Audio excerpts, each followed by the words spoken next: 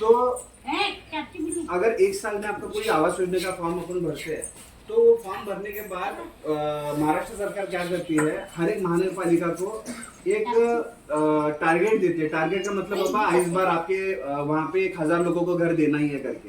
समझो अगर 1000 लोग को घर देना है तो महानगर पालिका वाले क्या करते हैं, जिन जिन लोगों ने आवास योजना का फॉर्म भरा है, घरकुल योजना का फॉर्म भरा है, उन्हीं को फोन करके बताते हैं कि आप जल्दी आओ, आपका मंजूर करने का है। तो मतलब अगर आपने फॉर्म ही नहीं भरा तो मंजूर कहाँ से करेंगे? और फॉर्म है, निकला है नहीं निकला है, ऑनलाइन फॉर्म है नहीं है, ये सारी चीजें पता नहीं होती सबको। तो ये आपका नगर सेवक का काम है, जो भी काम मतलब आवास योजना की चीजें वो घर लोगों तक पहुंचाना। तो ये घर की चीजें है, ये भी मैं भरूंगा, वो उसके फाइल के अंदर वो भी फॉर्म रहेगा उसका। तीसरा फॉर्म मैंने सोचा है कि बच्चों के लिए कुछ काम करना जरूरी है कि नहीं, उनका भविष्य अच्छा हो, इसलिए तो मैंने वहाँ पे सोचा है बच्चों को पहली से लेकर 16वीं तक, मतलब 12वीं के बाद भी 4-5 साल का जो शिक्षण है वो सारा कुछ मुफ्त में हो सकता है। क्योंकि गवर्नमेंट का एक नियम है, सर्व शिक्षण अभियान के अंतर्गत पहली से 10वीं तक तो नापास भी नहीं करते आजकल, क्योंकि अगर नापास कर दिया तो बच्चा स्कूल ही छोड़ देता है, इसलिए नापास करना भी उन्होंने बंद कर दिया है उनको। अभी क्या है कि पहली से लेके ग्रेजुएशन तक, देखो बांधकाम कामगार का फॉर्म सब लोग निकाल रहे हो, पर बांधकाम कामगार में पहली से लेके 7वीं तक 2500 की स्कॉलरशिप है। अभी कौन कौन स्कॉलरशिप ले रहा है यहाँ पे? हमारे बच्चे स्कॉलरशिप लिया है आपने पहली से 7वीं तक का? अब सबके बच्चे नहीं है क्या? है ना? तो स्कॉलरशिप का फायदा नहीं लिया? क्यों नहीं लिया? बोले नहीं उनको कौन? देखो बताने वाले भी जरूरी है, आपको जानकारी दी नहीं जाती, वो इसीलिए नहीं दी जाती क्योंकि आप जानकारी देंगे आपको तो आप मांगोगे अपना हक। अगर हक नहीं मांगोगे आप तो कब नहीं मांगोगे, जब आपको जानकारी नहीं दी जाएगी। तो इसलिए आप समझो आप अभी तो बांधकाम कामगार योजना में सबको एक ही चीज पता है कि भांडे मिलेंगे और पेटी मिलेगा, उसके अलावा कुछ नहीं मिलेगा। तो भांडे और पेटी के अलावा भी बहुत फॉर्म है उसके अंदर। टोटल 29 फायदे है, मतलब 30 ही पकड़ के चलो, टोटल 30 अलग अलग फायदे के फॉर्म है। वो कार्ड निकालने के बाद बांधकाम कामगार का वो कार्ड निकालने के बाद बच्चों का शिक्षण भी आ जाता है, उसको बोलते हैं शैक्षणिक फायदे। दूसरा नंबर पे उस पे आता है आरोग्य विषय का, आपका पूरा हेल्थ मतलब क्या है कि बाबा आपका आरोग्य, सादा ताप वगैरह आया, सर्दी बुखार खोखला सर दर्द पेट दर्द जुलाब उल्टा, ये सारी चीजों के ऊपर बांधकाम कामगार के इसमें फ्री औषध भी है, तपासनी भी करते हैं, उपचार भी करते हैं, औषध भी देते हैं, सब है उसमें, ऑपरेशन भी है उसमें, सारा कुछ है।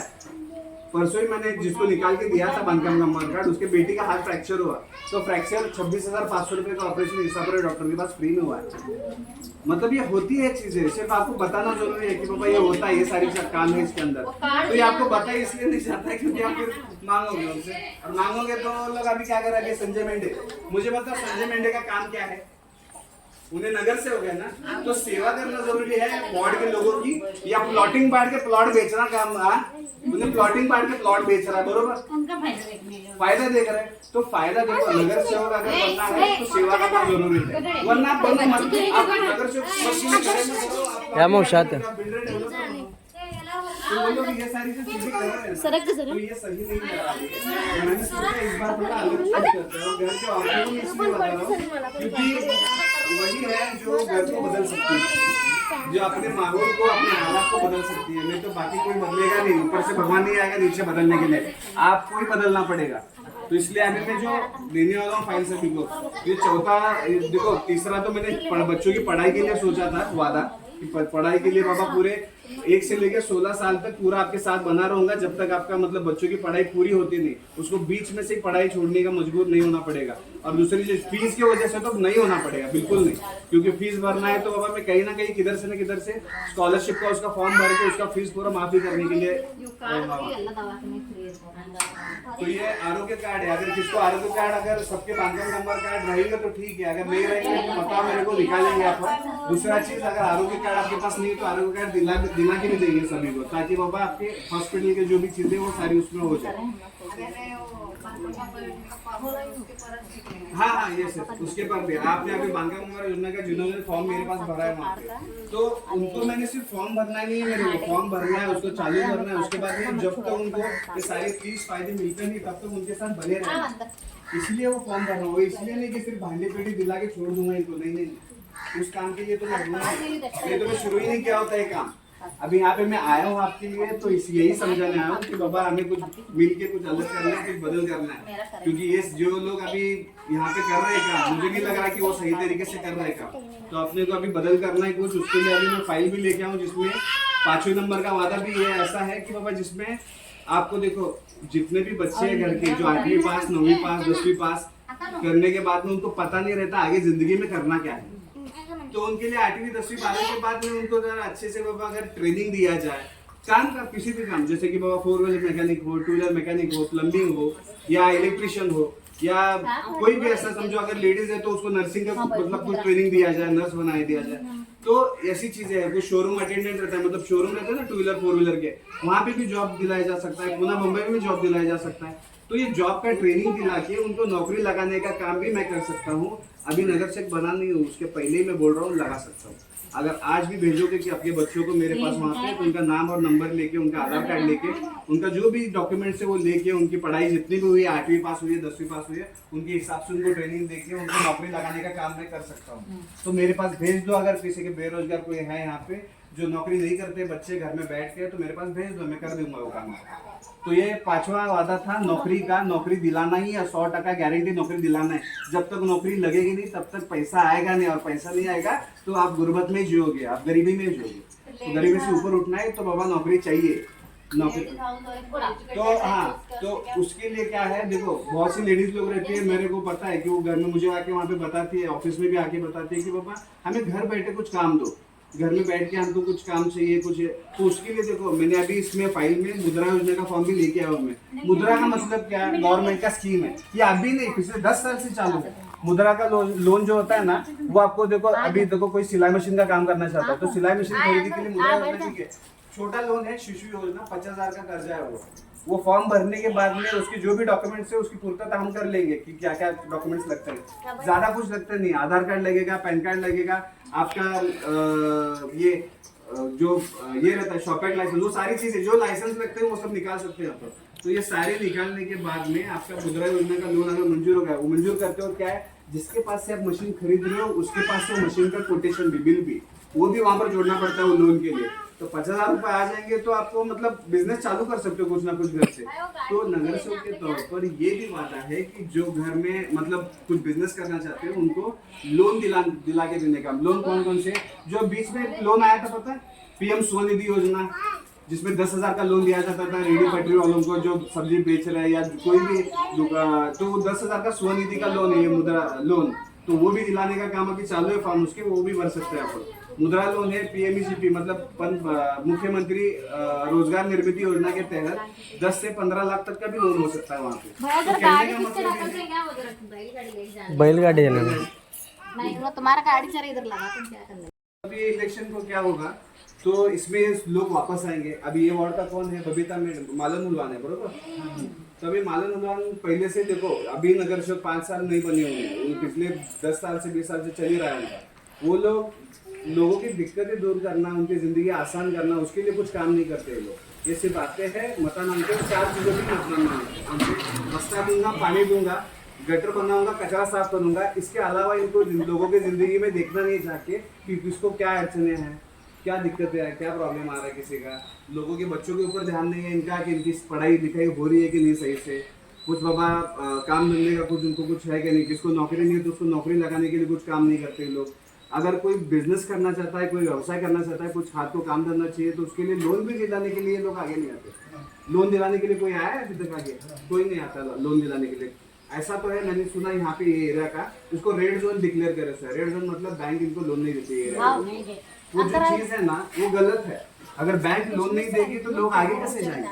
लोन के भरोसे पर लोग कुछ ना कुछ चालू करते हैं, अपना व्यवसाय चालू करते हैं, कोई ना कोई काम धंधा शुरू करते हैं, तो उसी काम धंधे से उनके घर अच्छे मतलब आगे चलेंगे, उनकी जिंदगी बेहतर बनेगी। अगर जिंदगी बेहतर नहीं बनेगी तो फिर रेड जोन में आ जाएंगे बार बार। तो कहने का मकसद ये है, अभी मैं जो आने वाला इलेक्शन है नवंबर दिसंबर का, ये देखो मेरे परिवार से कोई पहले राजनीति में था नहीं, तो मैंने सोचा इस बार अपन राजकारण में आने वाले मतलब कौन सा नगर सेवक पद के लिए नवंबर दिसंबर में खड़ा रहने वाले इलेक्शन के लिए। तो मैंने क्या सोचा कि पहले लोगों के बीच में जाते, लोगों की क्या अड़चन जान के लेते, लोगों की क्या दिक्कत है, क्या प्रॉब्लम है, लोगों को क्या चाहिए पहला वो तो जान के लेते हैं। तो उसी के साथ मैं अपना खुद का वचननामा जो वादे करने वाला हूँ मैं, वो भी चीज़ों का एक बनाया है, लिस्ट बनाया है। वो लिस्ट जो है वो आपको एक फाइल दूंगा, उस फाइल के अंदर वो लिस्ट है जो चीज़ें मैं 10 काम करूँगा मैं, और 10 काम कुछ ऐसे हैं जो आपकी ज़िंदगी को थोड़ा बदलने के काम है। वो तो ज़िंदगी के आपको बदल देंगे वो काम। जैसे कि देखो पहला वादा है मेरा, जिसको ज़मीन है उसको ज़मीन दिलाने का। अभी जमीन कैसे दिलाई जाती है? जमीन एक केंद्र सरकार की योजना है, पंडित दीनदयाल उपाध्याय योजना। उसके माध्यम से आपको जो भी भूमिहीन लोग हैं, मतलब जिनके नाम पर जमीन नहीं है, ऐसे लोगों को जमीन दिलाने की योजना है वो। उसके माध्यम से गवर्नमेंट, सेंट्रल गवर्नमेंट 1 लाख रुपया देती है आपको। मेरठ के आजू बाजू कहीं भी आपको जमीन दिलाई जाएगी। मतलब जमीन देने के बाद में उसी जमीन पर घरकुल योजना भी मंजूर करके देता है सरकार, 2.5 लाख का। अभी आप बोलोगे ये सारे काम कैसे होंगे? अगर आपके साथ कोई ऐसा होगा गवर्नमेंट का, समझो आपका नगर सेवक आपके साथ में होगा, तो ये काम थोड़े आसान हो जाएंगे। कलेक्टर ऑफिस में जाके वो लोग पाठ पूरा करेंगे इसका, क्योंकि ये काम देखो 1 साल में होने वाले होते नहीं है काम। जमीन दिलाने का काम तो 1 साल में होता नहीं है। तो उसके लिए आपके सारे फाइल, भूमि का दाखला निकालना पड़ेगा तहसीलदार ऑफिस में से, उसको लेके कलेक्टर ऑफिस जाना पड़ेगा, वहां से मंजूरी आएगा। फिर मंजूरी आने के बाद में आपको बताया जाएगा कि कौन से गांव में आपको जमीन दिया है, उसका सिटी सर्वे नंबर आपको आएगा, तो वहां जाके जमीन लिख के आना है। तो ये बहुत सारे काम होते हैं। तो इसलिए आपके नगर सेवक को आपके साथ बने रहना चाहिए पूरे 5 सालों तक। जब तक आपको मिलता नहीं तब तक आप उसको अगली बार चुन के देने का ही नहीं। आपने बोला था जमीन नहीं है, जमीन चाहिए हमको उस हिसाब से। तो अभी ये जो आप रहते हो यहाँ पे, ये आपकी खुद की जमीन है यहाँ पे? भाड़े से कोई नहीं रहता ना। जो भाड़े से लोग हैं उनके लिए जमीन का अच्छा है, मतलब ये योजना। अभी ये इलेक्शन को क्या होगा, तो इसमें लोग वापस आएंगे। अभी ये वार्ड का कौन है? बबीता मैडम, मालन उलवान है, बरोबर? तो अभी मालन उलवान पहले से देखो, अभी नगर सेवक 5 साल नहीं बने होंगे, पिछले 10 साल से 20 साल से चल ही रहा है। वो लोगों की दिक्कतें दूर करना, उनकी जिंदगी आसान करना, उसके लिए कुछ काम नहीं करते ये लोग। ये सिर्फ आते हैं, मता मांगते हैं, 4 चीजों की मतदान मांगते, मस्ता दूंगा, पानी दूंगा, गटर बनाऊंगा, कचरा साफ करूंगा। इसके अलावा इनको लोगों की जिंदगी में देखना नहीं चाहते कि किसको क्या अड़चने हैं, क्या दिक्कतें हैं, क्या प्रॉब्लम आ रहा है किसी का। लोगों के बच्चों के ऊपर ध्यान नहीं है इनका कि इनकी पढ़ाई लिखाई हो रही है कि नहीं सही से। कुछ बाबा काम धंधे का कुछ उनको कुछ है कि नहीं, किसको नौकरी नहीं है तो उसको नौकरी लगाने के लिए कुछ काम नहीं करते लोग। अगर कोई बिजनेस करना चाहता है, कोई व्यवसाय करना चाहता है, कुछ हाथ को काम धंधा चाहिए, तो उसके लिए लोन भी दिलाने के लिए लोग आगे नहीं आते। लोन दिलाने के लिए कोई आया है अभी तक आगे? कोई नहीं आता लोन दिलाने के लिए। ऐसा तो है, मैंने सुना यहाँ पे ये एरिया का, इसको रेड जोन डिक्लेयर करे सर। रेड जोन मतलब बैंक इनको लोन नहीं देती है। वो जो चीज है ना वो गलत है। अगर बैंक लोन नहीं देगी तो लोग आगे कैसे जाएंगे? लोन के भरोसे पर लोग कुछ ना कुछ चालू करते हैं, अपना व्यवसाय चालू करते हैं, कोई ना कोई काम धंधा शुरू करते हैं। तो उसी काम धंधे से उनके घर अच्छे मतलब आगे चलेंगे, उनकी जिंदगी बेहतर बनेगी। अगर जिंदगी बेहतर नहीं बनेगी तो फिर रेड जोन में आ जाएंगे बार बार। तो कहने का मकसद ये है, अभी मैं जो आने वाला इलेक्शन है नवंबर दिसंबर का, ये देखो मेरे परिवार से कोई पहले राजनीति में था नहीं, तो मैंने सोचा इस बार अपन राजकारण में आने वाले, मतलब कौन सा नगर सेवक पद के लिए 2 नवंबर दिसंबर में खड़ा रहने वाले इलेक्शन के लिए। तो मैंने क्या सोचा कि पहले लोगों के बीच में जाते, लोगों की क्या अड़चन जान के लेते, लोगों की क्या दिक्कत है, क्या प्रॉब्लम है, लोगों को क्या चाहिए पहला वो तो जान के लेता है। तो उसी के साथ मैं अपना खुद का वचननामा जो वादे करने वाला हूँ मैं, वो भी चीज़ों का एक बनाया है, लिस्ट बनाया है। वो लिस्ट जो है वो आपको एक फाइल दूंगा, उस फाइल के अंदर वो लिस्ट है जो चीज़ें मैं काम 10 काम करूँगा मैं, और 10 काम कुछ ऐसे हैं जो आपकी ज़िंदगी को थोड़ा बदलने के काम है। वो तो ज़िंदगी के आपको बदल देंगे वो काम। जैसे कि देखो पहला वादा है मेरा, जिसको ज़मीन है उसको ज़मीन दिलाना। अभी ज़मीन कैसे दिलाई जाती है? ज़मीन एक केंद्र सरकार की योजना है, पंडित दीनदयाल उपाध्याय योजना। उसके माध्यम से आपको जो भी भूमिहीन लोग हैं, मतलब जिनके नाम पर ज़मीन नहीं है, ऐसे लोगों को जमीन दिलाने की योजना है वो। उसके माध्यम से गवर्नमेंट, सेंट्रल गवर्नमेंट 1 लाख रुपया देती है आपको। मेरठ के आजू बाजू कहीं भी आपको जमीन दिलाई जाएगी। मतलब जमीन देने के बाद में उसी जमीन पर घरकुल योजना भी मंजूर करके देता है सरकार, 2.5 लाख का। अभी आप बोलोगे ये सारे काम कैसे होंगे? अगर आपके साथ कोई ऐसा होगा गवर्नमेंट का, समझो आपका नगर सेवक आपके साथ में होगा, तो ये काम थोड़े आसान हो जाएंगे। कलेक्टर ऑफिस में जाके वो लोग पाठ पूरा करेंगे इसका, क्योंकि ये काम देखो 1 साल में होने वाले होते नहीं है काम। जमीन दिलाने का काम तो 1 साल में होता नहीं है। तो उसके लिए आपके सारे फाइल, भूमि का दाखला निकालना पड़ेगा तहसीलदार ऑफिस में से, उसको लेके कलेक्टर ऑफिस जाना पड़ेगा, वहां से मंजूरी आएगा।